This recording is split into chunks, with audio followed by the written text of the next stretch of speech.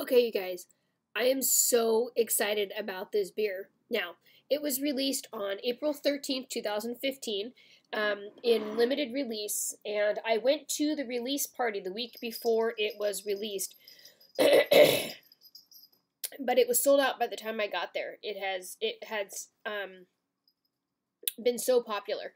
And so I've been waiting and waiting and waiting and calling the distributor and calling the stores locally and I even called the brewery up in Oregon, kind of tracking its behavior. And I finally got notified. I had a backstock notification with Bevmo, and I finally got notified it was in stock today. I called, put 3 bottles on hold, and picked them up tonight. So I'm so excited to share with you my review of Ninkasi Ground Control. Now, why does this sound so amazing? Why do you ask? This yeast has been to space and back. So the Ninkasi Space Program launched this yeast. It was packed on dry ice, launched it up into the ionosphere, and then recovered it. They did this on the I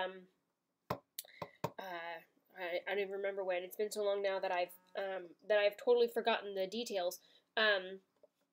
But it went way up into the ionosphere, and so it says we successfully launched a payload of brewer's yeast into outer space with the help of rocket scientists. After much awaited return to Earth, the mission of creating space beer is now complete. This ground control boldly combines local and out of this world ingredients. This rich, complex imperial stout is brewed with Oregon hazelnut, star anise, cocoa nibs, and fermented with an ale yeast that survived a trip to space and back. Mankind will enjoy the sweet finesse of this beer that only fares better with time. So brewed in 2015, original gravity of 1100, 80 IBUs, and 10% alcohol by volume. So the Imperial Stout category is between 8 and 12, which makes 10% sound a little bit more realistic, but definitely an intense beer. So it came in this great packaging. Here it is. This great packaging, beautiful box with all this information about the Ninkasi Space Program. And I met some of the people, some of the reps when I was at this beer release party at the Academy of Sciences in San Francisco, and I've been super excited about this ever since. And so, they wanted to know. I think normally, and I forget. Unfortunately it's been almost a month, so I forget the details. But normally, this yeast is used to brew a lighter ale, like a pale ale. And so they won't really know the full effects on flavor because they brewed an imperial ale with it. But basically, they can tell that the radiation from space did not impact the yeast to the point where it doesn't ferment, and so it was able to ferment, and it fermented at 10% by alcohol by volume beer. So that's pretty exciting. So this is space yeast, which is going to be super limited, obviously, because it was only what they were able to send up in that one payload. So very exciting. I've been looking forward to this, and called the brewery. I was like, oh my god, it released on the 13th, and it's not even in the, my distributor locally doesn't even know where it is. Like, how am I going to get my hands on this before it sells out? So luckily I did. I got one for the review, one to share with, I don't know who is going to be able to share it with me, and then one that I'm going to keep and try in a little while, because as an Imperial Pale Ale, I can cellar it and try it again in a little while.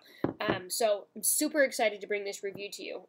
Ninkasi really puts out some great beers, so I know that this is going to be totally amazing to drink anyway.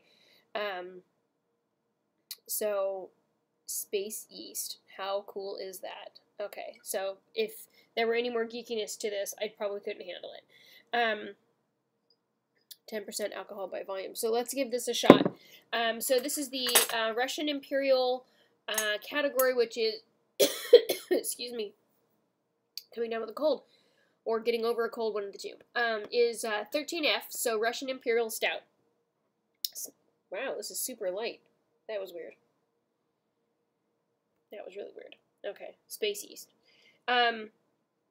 Anyway, lots of chocolatey aroma out of this. I'm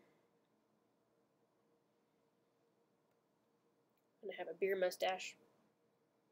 Roasty and toasty, but definitely lots of chocolate going on. Maybe a little bit of a nutty aroma.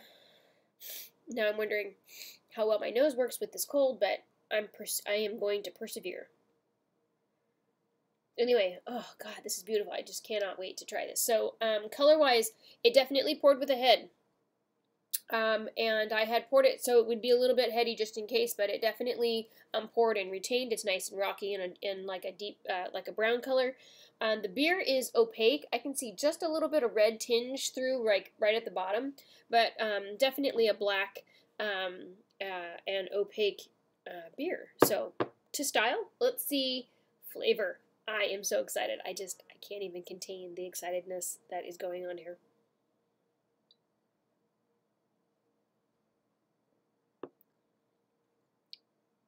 I had totally convinced a friend of mine to go to the Academy of Sciences with me a couple weeks ago just to try this beer.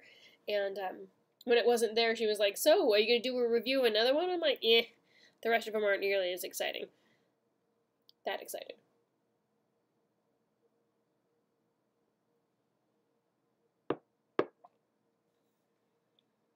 Yeah. Now that I got a nice big drink, I can taste that hazelnut and a little bit of chocolate. The star anise, I don't really get as much of a flavor out of, but it's probably like a, I don't know.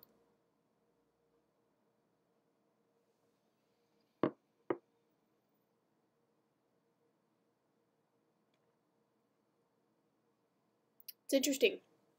I think that an Imperial Stout should have a lot of like really intense, roasty, almost burnt kind of coffee or chocolate flavors to it.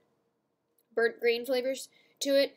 And it definitely has that in the background. But like the foreground is this complex, sweet, I don't know the word I'm looking for, complex, sweet,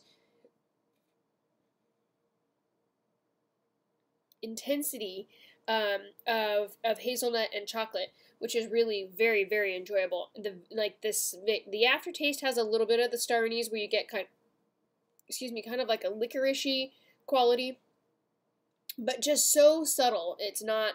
I had read it on there and thought, that's going to be kind of intense, but it's totally great.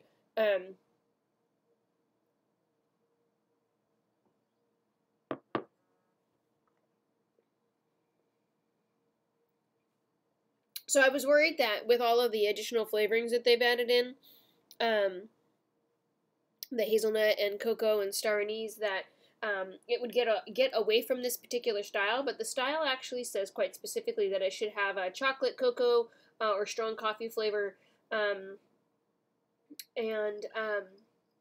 so I don't think it's out of style for that. The kind of nuttiness that I'm getting from this hazelnut flavor really just balances this particular style of beer, I think, because normally it's very bitter and very aggressive, not astringent, like, I can't think of the word, almost like tannins, anyway, but very forward in that respect, is balanced nicely by this hazelnut flavor. This is a really very enjoyable brew. I'm really excited that it had turned out as well as good as it did, because I had built up all this excitement and anticipation about it.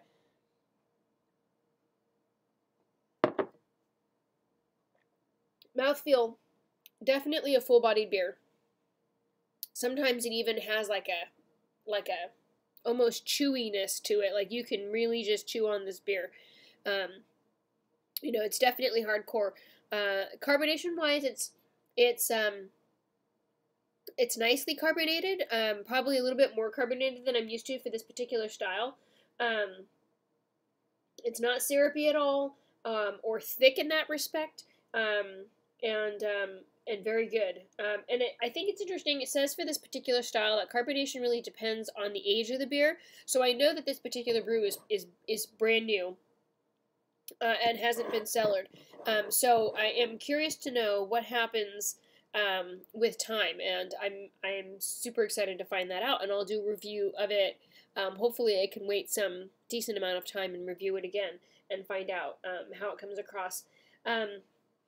So the history for this particular style is it's brewed to high gravity and hopping level in England for export to the Baltic states and Russia.